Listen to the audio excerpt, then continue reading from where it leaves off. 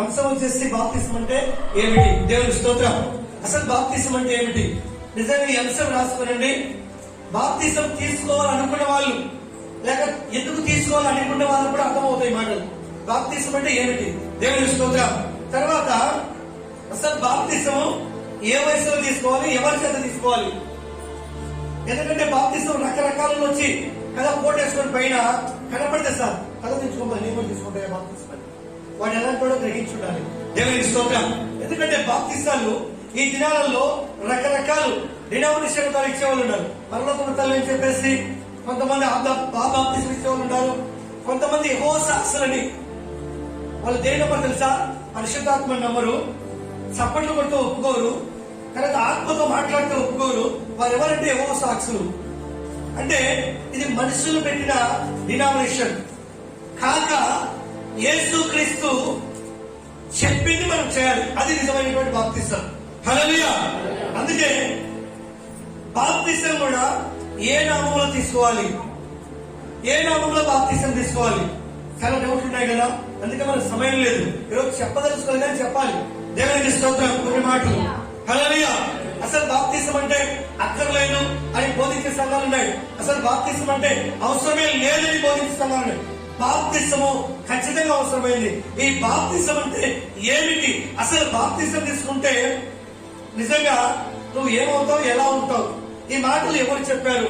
కొద్ది నిమిషాలు మనము చూద్దాం.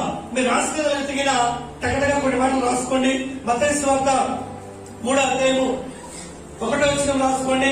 యోహాను సువార్త 4వ అధ్యాయము 1వ వచనం రాసుకోండి. అపోస్తలుల కార్యాలు 19:5 రాసుకోండి. అపోస్తలుల కార్యాలు 10:20, 44, 48 రాసుకోండి. 10:48 అపోస్తలుల కార్యములు 8:12 రాసుకోనండి. దేవుని స్తోత్రం. హల్లెలూయా. ఇవన్నీ కూడా నీటి బాప్తిసానికి సంబంధించిన ఇంకా ఉన్నాయి. అయితే మనం బాప్తిసం తీసుకోవాలి. ఈ బాప్తిసము మనము ఎందుకు తీసుకోవాలి? నిజంగా ఈ బాప్తిసము చూడండి ఎవరి ద్వారా తీసుకోవాలి? మొట్టమొదటిగా ఇక్కడ మనం చూద్దాం. ఫస్ట్ పాయింట్ రాసుకోండి. మార్క్స్ వార్త 16:16 ఫస్ట్ పాయింట్ రాసుకోండి. మార్క్స్ వార్త 16:16 ఈ మాట చదవండి. ఒక మాట జాగ్రత్త. అసలు బాప్తిసం అంటే ఏమిటి? నువ్వు బాప్తిసం తీసుకుంటే నువ్వు ఏమవుతావు? ఈ అంశము ఇక్కడ ఉన్న వారందరికీ కూడా ఈ మాట అవసరమైంది. నమ్మి బాప్తిసం తీసుకున్నవాడు, అది మొట్టమొదటి పాయింట్. చెప్పండి మనం ఒకసారి. హల్లెలూయా. అసలు బాప్తిసం తీసుకుంటే ఏమవుతావు చెప్పాలి. అమ్మా ఏమవుతావు? రక్షించబడతావు. లేకపోతే నువ్వు అబ్సెంట్ గా ప్రజెంట్ కాదు. నువ్వు ఎంతకాలం చర్చకు వచ్చినా నువ్వు అబ్సెంటే. నీ పేరు లిస్టులో ఉండదు, నీ పేరు జీవనంలో ఉండదు. అందుకే నమ్మి బాప్తిసం తీసుకున్నవాడు రక్షించబడతాడు. బాప్తిసం తీసుకున్న వ్యక్తి ఫస్ట్ పాయింట్ ఏమవుతాడు? రక్షణ పొందుతాడు. దేవుని స్తోత్రం చెల్లిద్దాం. అర్థమైందా మీకు? నువ్వు ఇక బాప్తిసం తీసుకోకపోతే నువ్వు రక్షణకు దూరంగా ఉన్నావు, నీకు రక్షణ లేదు. నువ్వు చర్చికి వస్తున్నావు పోతున్నావు కానీ రక్షణ లేదు. అదే కింద మాట్లాడు. నమ్మని వారికి శిక్ష. అంటే ఎవరైతే బాప్తిసానికి దూరంగా ఉన్నారు, బాప్తిసం తీసుకోకుండా బాప్తిసం కాదులే, ఇది లేదులే అని నేను సొంత మాటలు చెప్పట్లేదు. ఎవరైతే అనుకుంటున్నారో వారికి ఏంటంటే ఇక్కడ శిక్ష. దేవునికి స్తోత్రం. నమ్మి బాప్తిసం తీసుకున్నా రక్షించబడతాడు. First point. నమ్మని వారికి ఏముందంటే శిక్ష ఉంది కదా. నీవు నేను కూడా ఏమని నమ్మాలి? యేసుక్రీస్తు నిజమైన దేవుడు అని నువ్వు నమ్మాలి. మొదటిగా బాప్తిసం తీసుకోవాలి. ఫస్ట్ పాయింట్ కదా. అందుకంటే చూడండి ఇక్కడ అదే అపోస్తలుల కార్యాలు 2వ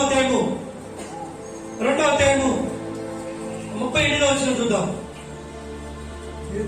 పేతురు అది బాప్తిసం అంటే దేని కోసము? మారు మనసు కోసం.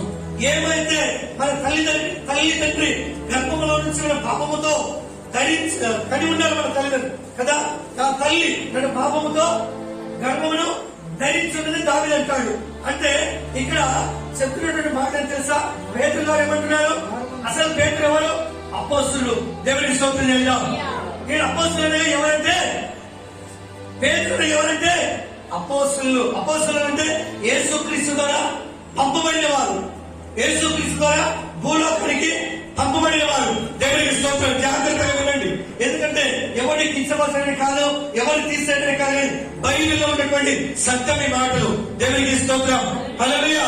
అందుకే ఏమంటున్నాడు ఇక్కడ, మీరు మారు మనసు పొంది పాప క్షమాపణ నిమిత్తం ప్రతి వాడు ఏ నామమున, యేసు క్రీస్తు నామమున బాప్తిసం పొందుడి, అప్పుడు మీరు పరిశుద్ధాత్మను అను వరము పొందుదురు. దేవుని స్తోత్రం. హల్లెలూయా. బాప్తిసం తీసుకోవాలనుకుంటే ఎత్తడి నిమిత్తము, మారు మనసు, పాప క్షమాపణ కలిగి మనం బాప్తిసం తీసుకుంటే ఏ వరం పొందుకుంటాం? పరిశుద్ధాత్మ అనే వరము మనం పొందుకుంటాం. దేవుని స్తోత్రం. హల్లెలూయా. పరిశుద్ధాత్మ. ఈ దినాలలో చాలా మంది ఆత్మ ద్వారా చప్పట్లు కొట్టి దేవుని గంతులేస్తారు. ఎగతాళి చేసే వాళ్ళు చాలా మంది ఉన్నారు. పక్కన వేలు తీస్తారు. ఏదో ఆత్మ వస్తుందంట. అజ్ఞానులు, సిగ్గులేని వారు, ఆత్మను అనుభవించలేని వారు, ఆత్మను తెలియని వారు, అభిషేకించబడి వాళ్ళు ఆత్మతో నింపబడితే వారిని అవమానపరిచే వారు చాలా మంది ఉన్నారు. బైబిల్ వాక్యానికి విరుద్ధంగా బోధించిన వారికి లేని కలిపిన, ఉన్నది తీసివేసిన శాపగ్రస్తులు అవుతారు. దేవుని స్తోత్రం చెల్లిద్దాం.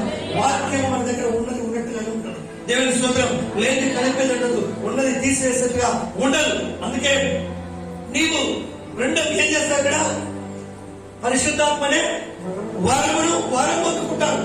మీరు బాప్తిసం తీసుకుంటే ఫస్ట్ రక్షించబడతారు, రెండోసారి మీరు ఏమవుతారంటే వరాన్ని పొందుకుంటారు. దేని ద్వారా? బాప్తిసం ద్వారా. దేవునికి స్తోత్రం. దేని ద్వారా అంటే బాప్తిసం ద్వారా.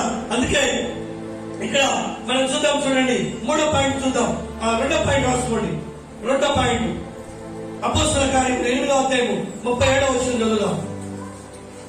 2వ పాయింట్ 8:37. ఫిలిప్పు, అది నీ పూర్ణ హృదయంతో విశ్వసించిన ఎడల చెప్పాను ఒకడు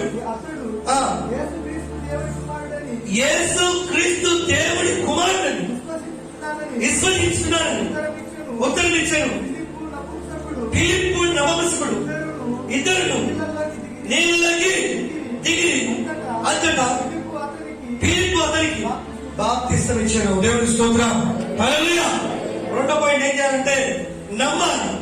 యేసు క్రీస్తు నిజమైన దేవుడని నమ్మాలి. నమ్మి నువ్వు బాప్తిసం తీసుకుంటే నిజంగా నపుంసకుడు కదా, మంత్రి. ఆయన వాక్యానికి వెళ్ళాడు, వాక్యం విన్నాడు. వెరుసలేములో వాక్యం విని తిరిగి వస్తున్నాడు. ఆయన ఏ వాక్యం విన్నాడు అర్థం కావట్లేదు. ఎందుకంటే ఆయన మైండ్ లో, ఆయన హృదయంలో వాక్యం లేదు. అర్థం కాని కండిషన్ లో వస్తున్నాడు. ఫిలిప్పుతో దేవుడి ఆత్మ, పరిశుద్ధాత్మ మాట్లాడినప్పుడు ఆయన ఎదుర్కొని మాటలకు అర్థం చెప్పి వెంటనే ఆయన విశ్వసిస్తాడు. ఆ మాటలేదు. ఏ మాటలేదు? ఏ మాటలైతే ఫిలిప్పు చెప్పాడో, ఫిలిప్పు చెప్పిన మాటల లక్ష్యం నుంచి ఆయన వెంటనే యేసును విశ్వసించి అక్కడే బాప్తిసం తీసుకున్నాడు. దేవునికి స్తోత్రం. హల్లెలూయా. 3వ పాయింట్ చూద్దాం. ఇక్కడ 3వ పాయింట్ మనం చూద్దాం. మత్తయి సువార్త 28వ అధ్యాయం 19వ వచనం చూద్దాం. 28:19. కాబట్టి మీరు వెళ్ళి సమస్త జనులను శిష్యులుగా చేయుడి. దేవుని స్తోత్రం. నేను పోయినవాళ్ళని చెప్పాను, యేసు క్రీస్తు కలిగిన మనసు మనందరికీ కలిగి ఉండాలని. యేసు క్రీస్తు ఆయన మొట్టమొదటిగా ఏం చేశాడంటే శిష్యులను పంపాడు, శిష్యులకు బోధించాడు. శిష్యులకు ఏం చెప్తున్నాడు? కాబట్టి మీరు సర్వలోకములకు వెళ్ళి సమస్త జనులను శిష్యులు ఎవరు చేయాలి? పంపబడిన వారు. ఎవరు వీళ్ళు? అపోస్తలులు. వీళ్ళ బోధ ఎలా ఉంటుందంటే క్రీస్తును కనపరుస్తూ ఉంటుంది. హల్లెలూయా. క్రీస్తు మీద నిలబెడుతుంది ఈ బోధ. పాప క్షమాపణను చూపిస్తుంది ఈ బోధ. అందుకే ఏమంటున్నాడు ఇక్కడ? చాలు, సమస్త జనులకు శిష్యులుగా చేయాలి. నువ్వు బాప్తిసం ఇస్తే ఇక్కడ 2వ పాయింట్, వారందరూ మనకి ఏమవుతారు? చెప్పండి, శిష్యులు అవుతారు. దేవుని స్తోత్రం.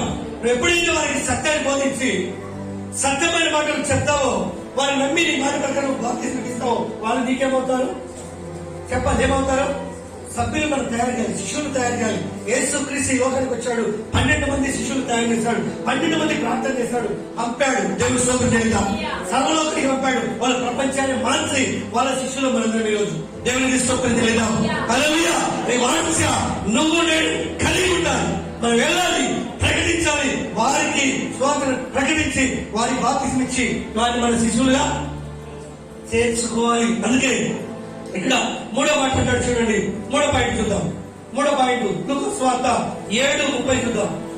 త్వరగా 7:30 పరిశీలన ధర్మశాస్త్ర ఉపదేశకులు అతని చేత బాప్తిసం పొందక. చూడండి, ఎవరిలు?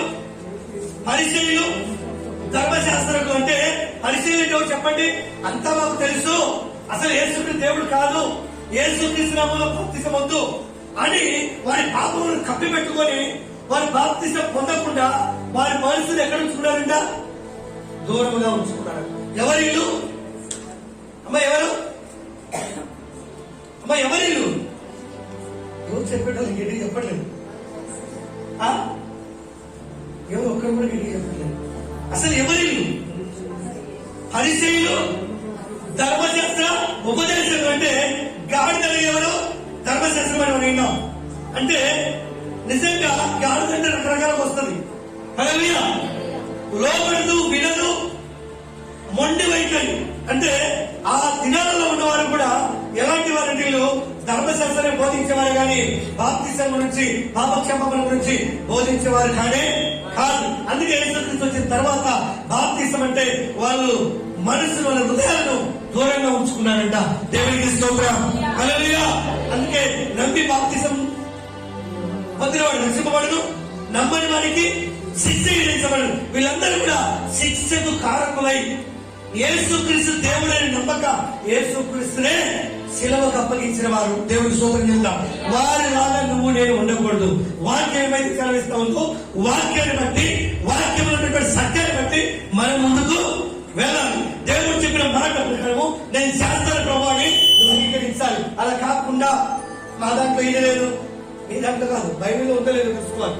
వాక్యం వెల్లడించబడినప్పుడు పరిశోధన చేయండి, తగ్గించండి, ఉందో లేదో పరిశీలన చేయండి, ఆ పని చేయండి. దేవుని స్తోత్రం చెల్లిద్దాం. హల్లెలూయా. బాప్తిసం పొందక తమ విషయమైన దేవుని సంకల్పం ఏం చేశారంట? నిరాకరించారు. చాలా మంది ఉన్నారు కదా, మా పర్లోక తల్లికు బాప్తిసం అని, ఇట్లాగే అదేని ఇదేని. బాప్తిసం అంటే ఒకటే, నీటి బాప్తిసం, అదే బాప్తిసం. అది లేకపోతే నీకు రక్షణ లేదు. గుర్తుపెట్టుకోండి, క్రీస్తుకు దూరంగా ఉన్నావు, క్రీస్తును సొంత రక్షకుడుగా ఇంకా నువ్వు అంగీకరించలేదు. దేవునికి స్తోత్రం చెల్లిద్దాం. అందుకే బాప్తిసం అంటే ఏమిటో తెలుసుకోవాలి, లోతుకు వెళ్ళాలి. అందుకే ఇక్కడ వీళ్ళు ఎవరంటే శాస్త్రులు, ధర్మశాస్త్ర ఉపదేశకులు. వీళ్ళ హృదయాన్ని మాకంతా వాక్యం తెలుసు, మేమంతా విన్నాము, అంతా మాకు తెలుసు అని చెప్పేసి బాప్తిసానికి ఏం చేశారు? వాళ్ళు నిరాకరించారు. ఈ బాప్తిసం మొట్టమొదటిగా ఎవరు తీసుకున్నారు? యేసుక్రీస్తు తీసుకున్నాడు కదా. హల్లెలూయా. అంతకుముందు యోహాను బాప్తిసాలు ఇచ్చాడు కదా. యోహాను బాప్తిసాలు ఇచ్చి యోహాను యేసుక్రీస్తు మార్గమును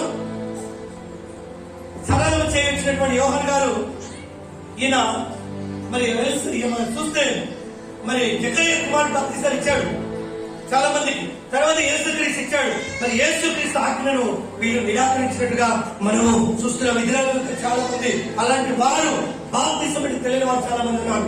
అందుకే ఇక్కడ 4వ పాయింట్ చూద్దాం. చూడండి, 4వ పాయింట్ అపోస్తల కార్యములు 2వ అధ్యాయం 2:30 చూద్దాం.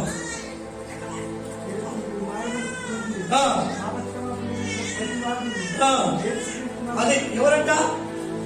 అర్థమైంది మీకు? కొందరే కాదు, ప్రతివాడు ఏం పొందాలి? యేసుక్రీస్తు నామమున బాప్తిసము పొందుడి, అప్పుడు మీరు చూస్తాం కదా. పాయింట్లో మనం చూస్తే ప్రతి వాడును అన్నాడు. ప్రతి వాడు కూడా ఏం పొందాలి? బాప్తిసం, పాపక్షమాపణ పొందాలి. బాప్తిసము మనం తీసుకోవాలి. అందుకే ఇక్కడ మనం చూద్దాం. 5వ పాయింట్ కూడా మనం చూద్దాం. మత్తయి సువార్త 3వ అధ్యాయం 17 వచ్చిన చూద్దాం. 3:15.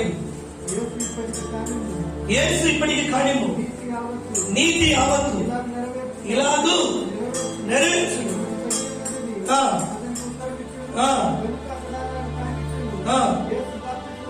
అది ఎవరు తీసుకున్నాడు బాప్తిసము? అమ్మా బాప్తిసం ఇక్కడ ఎవరు తీసుకున్నారు? యేసు క్రీస్తు ఎందుకు తీసుకున్నాడు? నీవు నేను ఈ పని చేయాలని. దేవుని స్తోత్రం. ఈ పనికి చాలా మంది దూరంగా ఉన్నారు.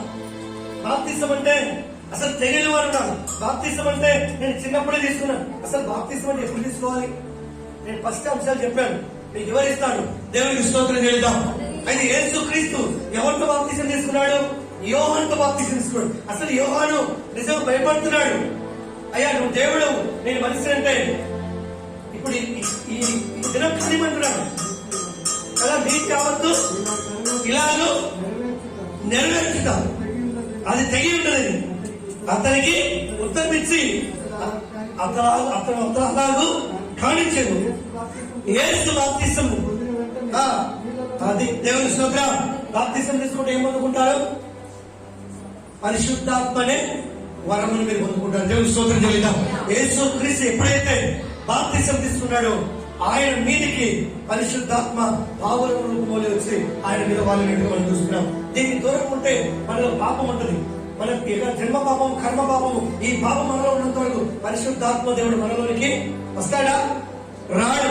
యేసు క్రీస్తు నామములో నిజంగా ఆయన కూడా మనిషి కుమారుడిగా ఉన్నాడు, శరీరధారిగా ఉన్నాడు. అందుకే యేసు క్రీస్తు కూడా ఇక్కడ ఏం తీసుకున్నాడు? ఏం తీసుకున్నాడు? ఈయనకు చిలకరింపు ఇచ్చారు, సున్నతి చేశారు. 800 దినాలు చిలకరింపు, సున్నతి, ధర్మశాస్త్ర ప్రకారం అన్ని చేశారు.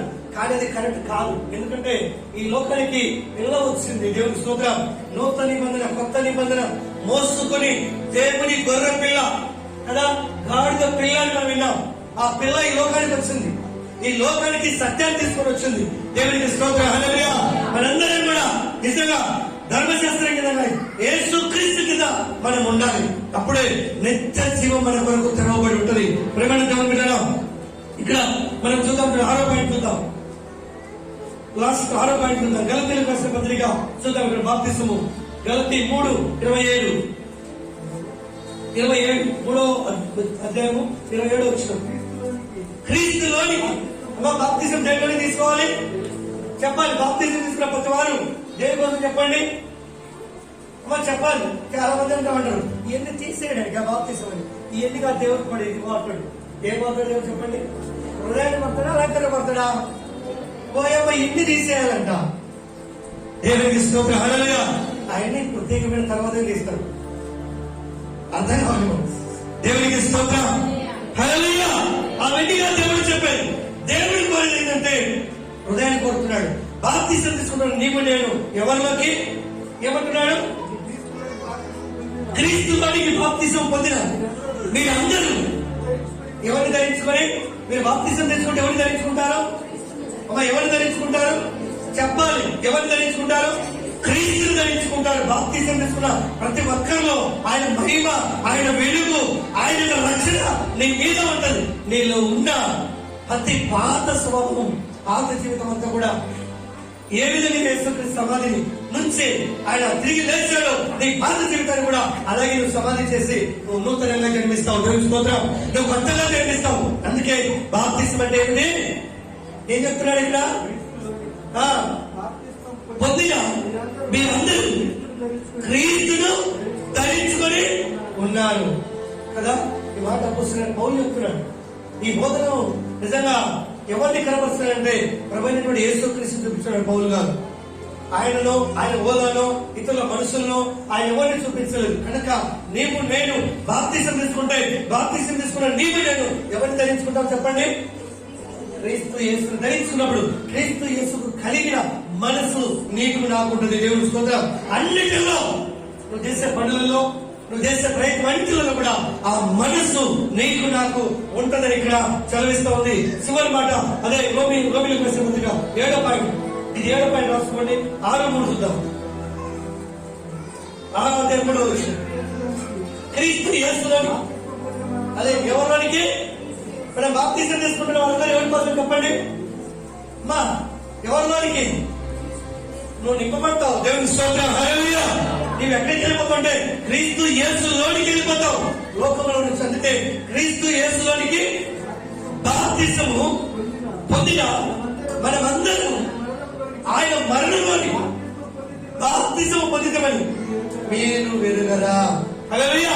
యేసు క్రీస్తు మరణించాడు కదా. అమ్మా ఎంతమందికి తెలిసాడు మరణించేది?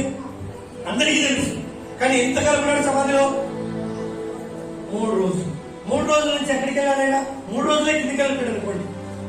ఆయన భూమి దిగంతంలోకి వెళ్ళినట్టు వాక్యం సెలవిస్తాం. హల్లెలూయా. అయితే ఆయన తిరిగి 3వ రోజు ఏ విధంగా మరణించి తిరిగి లేచాడో మనందరం కూడా ఆయన మరణంలోనికి బాప్తిసం తీసుకుంటున్నాం కనుక మనం కూడా పాత జీవితాన్ని సమాధి చేసి నూతనంగా మనం జన్మిస్తామని ఇక్కడ దేవుని వాక్యం చదివిస్తా ఉంది. అందుకే బాప్తిసం అంటే ప్రియమైన దేవుని పిల్లల ఎన్నో రకాలు ఉంది. బాప్తిసం తెలియదు, బోధించడం తెలియదు, సత్యం చెప్పడం లేదు. మనం అక్కడే సేవకి అక్కడే తలలు వేసి వెళ్ళిపోతాం. ఇదే సత్యం అని. ఈ సత్యం ఎక్కడ నిన్నారా? హల్లెలూయా. చెప్తే ప్రపంచంలో ఒకటి ఉంటుందా? మొత్తం మారిపోయారు. వాళ్ళ సొంత బోధలు బోధించి వాక్యాన్ని మధ్యపెట్టి చాలా మంది పైపైన బోధించి వాళ్ళు ఏమవుతున్నారంటే సత్యాన్ని బోధించలేకపోతున్నారు. ప్రతి ఒక్కరు కూడా రక్షణలోని కావాలి. ఎందుకంటే మార్క్స్ నమ్మి బాప్తిసం తీసుకునేవాడు రక్షింపబడును, నమ్మని వారికి శిక్ష విధించబడును. ఎవరు చెప్పారు ఈ మాట? ఎవరు చెప్పారు చెప్పండి ఒకసారి. మరి ఎవరు చెప్పారు? ప్రమైనటువంటి యేసు క్రీస్తు చెప్పాడు ఆయన నోటి మాట. హల్లెలూయా. ఆయన చెప్పాడు మాట, మనుషులు కాదు. యేసు ప్రభు చెప్పాడు. యేసు ప్రభు చెప్పిన మాట మనం వినకపోతే మనకి ఏముంటుంది? రక్షణ, శిక్ష ఉంటుంది. మరి శిక్ష కోసం ఎంత దూరం మనం రావాలా? ఎందుకంటే ప్రశాంతంగా ఆదివారం వచ్చే సమృద్ధిగా తిని పడుకొని కదా నేను చూసి సీరియల్లో లేదా నా కొట్లాటలో అదే ఇంటి దగ్గర వచ్చేది నాకు తగుల గలాటలో పెట్టుకొని దేవుడికి స్తోత్రం. ఏ భయం భక్తులు అక్కడ ఉంటే ఉంటది కదా. దేవుడి దగ్గర వస్తే మనందరం కూడా ఎలా ఉండాలంటే ఇలా. అందుకే శివరి మాట చూడండి. అదే మత్తయి సువార్తనే 28వ అధ్యాయము 19వ వచనం చదువుతాం. కాబట్టి మీరు వెళ్ళి సమస్త జనులను అది బాప్తిసం ఏ నామములో ఇయ్యాలి? అమ్మా బాప్తిసం ఏ నామములో ఇయ్యాలి? యెహోవా సాక్షులు ఆనామంలో కాదు, పరలోకతల్లి ఆనామంలో కాదు. ఏ నామంలో బాప్తిసం? జాగ్రత్తగా రండి. యేసు ప్రభు చెప్తున్నటువంటి మాట ఇక్కడ తండ్రి యొక్కయు కుమారుని యొక్కయు పరిశుద్ధాత్మ నామములోని వారికి బాప్తిసము దేవుని స్తోత్రం. హల్లెలూయా. నేను పెద్ద హోదా కలిగింటే నా నామాన్ని బాప్తిసం ఇస్తాను. అలా కూడా బైబిల్లో నచ్చాలి. అది కాదు. బాప్తిసం తీసుకుంటున్న నీవు తండ్రి కుమార పరిశుద్ధాత్మ నామములో బాప్తిసం తీసుకోవాలి. అది నిజమైనటువంటి బాప్తిసం. ఏ రోజు ఈ మాటలు మన గ్రహించి మనం తీసుకున్నామా? అందుకే బాప్తిసానికి తిరిగి మనం కలగాలి, బాప్తిసం తీసుకోవాలి. బాప్తిసం తీసుకున్న ప్రతి ఒక్కరు కూడా యేసు క్రీస్తు మరణంలోనికి బాప్తిసం పొందుతారని దేవుని వాక్యము సెలవిస్తూ ఉంది. ఎంతమంది కూడా మరి సిద్ధపడండి. ఈ మాటలు బట్టి బాప్తిసం కూడా ఏ వయసులో తీసుకోను బైబిల్లో రాయబడింది. మనకు టైం లేదు. బాప్తిసం కూడా ఏ వయసులో తీసుకోను. చాలా మంది చూస్తే చిన్నపిల్లలు కావాలి తెలియకొస్తే వాళ్ళు కూడా బాప్తిసం ఇస్తారు. అసలు పాపము అనేది వాళ్ళకి ఎప్పుడు తెలుస్తుంది? పాపం వాళ్ళు ఎప్పుడు చేస్తారు కదా. ఆ తర్వాత యేసుక్రీస్తు ఎప్పుడు తీసుకున్నాడు బాప్తిసం? ఎన్ని సంవత్సరాలు తీసుకున్నాడు? అమ్మ చెప్పాలి. ఆయన నిజంగా మనం చూస్తే ఆయనకి 8వ సున్నతి చేశారు, అన్ని అనిపించారు. ఆయన ఎప్పుడు బాప్తిసం తీసుకున్నాడు? 30 సంవత్సరాలు తీసుకున్నాడు. దేవుడి స్తోత్రం. 30 సంవత్సరాలు బాప్తిసం తీసుకున్నాడు. ఆయన 3.5 సంవత్సరం సువార్తను ప్రకటించాడు. దేవుడి స్తోత్రం. హల్లెలూయా. ఈ దినాలలో మనము బాప్తిసం తీసుకోవాలంటే కనీసం లోక జ్ఞానం తెలిసి ఉండాలి. మనం పాపం అంటే ఏందో తెలిసి ఉండాలి. అప్పుడు మాత్రమే బాప్తిసం తీసుకోవాలి. దేవుడి స్తోత్రం. అప్పుడు నువ్వు నిలబడగలుగుతావు. అలా కాకుండా 8 ఏళ్ళ 9 ఏళ్ళ 10 ఏళ్ళ లోపల 12 ఏళ్ళ లోపల బాప్తిసం తీసుకున్నారు అనుకోండి, వాళ్ళు జ్ఞానం వచ్చిన తర్వాత వాళ్ళు తెలియక తప్పు చేస్తారు. దేవుని స్తోత్రం. అలా ఇవ్వకూడదు. కనుక నీవు నేను కూడా సిద్ధపడదాం, తయారవుదాం. కాబట్టి బాప్తిసం తీసుకున్న వాళ్ళు సిద్ధపడండి. తర్వాత ఈరోజు ఉన్న ప్రశాంతంగా కలిగి రక్షణ ఇచ్చేద్దాం. తర్వాత మిగతా వాళ్ళకి శనివారం కానీ ఆదివారం బల్ల ఉంటుంది. దేవుని స్తోత్రం. ఆదివారం బల్ల ఉంటుంది కాబట్టి బల్లలో కూడా సేవించాలి. బల్ల కూడా సిద్ధపడండి. ఉపవాసాలని చాలా లేటి దేవుడి మాటలు తన ఇంటిలో దేవుడు దీవించును గాక. పరిశుద్ధుడానికి వందనాలు తండ్రి. స్తోత్రములైనా జీవాధిపతి నీకు స్తోత్రం. జీవం కలిగినటువంటి నా గొప్ప దేవుడా, నీ గొప్ప నామమును బట్టి నీ వందనాలు స్తోత్రం చేస్తున్నా ప్రభా. అయ్యా చాలా అవసరమైన బిడ్డలుగా తండ్రి నీ మాటలు ఎంతో ఓర్పుతో ఉన్నారు. ప్రతి బిడ్డకు నాయన బాప్తిసం అంటే ఏంటో, పాప క్షమాపణ అంటే ఏంటో ప్రభా నువ్వు మాట్లాడి నువ్వు నేర్పించిన దేవుడు. అయ్యా ప్రతి బిడ్డ కూడా ప్రభా తండ్రి కుమార పరిశుద్ధాత్మ నామంలోనికి బాప్తిసం అని నువ్వు చెప్పిన మాటలు సత్యము కనుక అయ్యా నువ్వు కాపాడిన ప్రతి శిశువు కూడా 12 మంది ప్రభా నిజంగా చూస్తే ఇలాంటి బోధన బోధించి అనేకులను రాజధాని వాసులుగా తయారు చేసిన వాక్యం చదివించింది. ప్రతి బిడ్డ కూడా ప్రభా పుస్తకాలు బోధ సాహసమైన ప్రభా రొట్టె విడదగక ప్రతి బిడ్డ ఆత్మీయ బలపడటకు నువ్వే నీ సేవం ఆశీర్వాదములు కృపను నీ దైన ప్రతి బిడ్డకు మీరు ధరింపజేసి నడిపించమని యేసు నామములో అడుగుచున్నాము తండ్రి. హల్లెలూయా.